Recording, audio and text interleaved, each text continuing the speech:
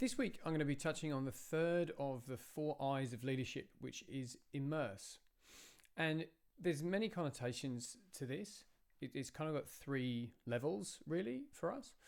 One is really almost around devotion, that as a leader, you need to immerse yourself in your role as a leader for those periods of time that you are leading.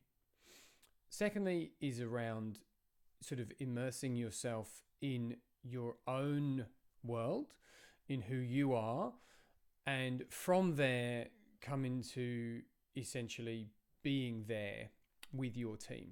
So knowing yourself, knowing what you need, how you can sustain yourself best to be a great leader, and then take that and apply it to just really being present with your team.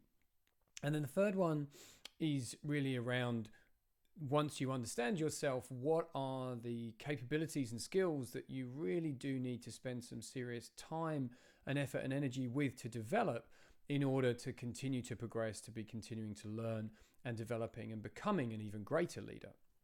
So those 3 things. And immersion, it takes work. It takes energy and effort. Being immersed in something is really being incredibly involved with it, innately, sort of integrated. There you go, there's a few I's. And because of that, it's sort of where we spend a lot of our time, and we spend most of our time with leaders.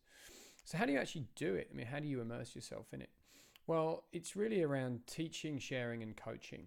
And yes, those are things that you can receive as a leader, but those are also things that you should be as a leader. You should be a sharer. You should be sharing yourself. You should be sharing your stories, and you should be engaging with others by sharing the journey with them.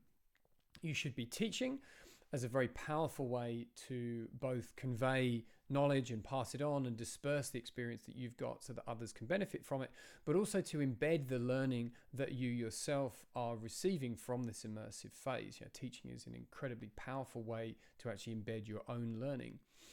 And then the last one, coaching. As a coach, really to be successful and to be a leader who coaches, you have to immerse yourself in the moment. You have to be there, entirely present, entirely focused on the conversation that you're having and the person that you're coaching and leading, if you are to best do so.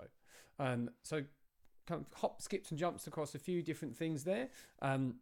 So I hope that that's at least stimulated some thought patterns and some activity and maybe some points of interest and some curiosity.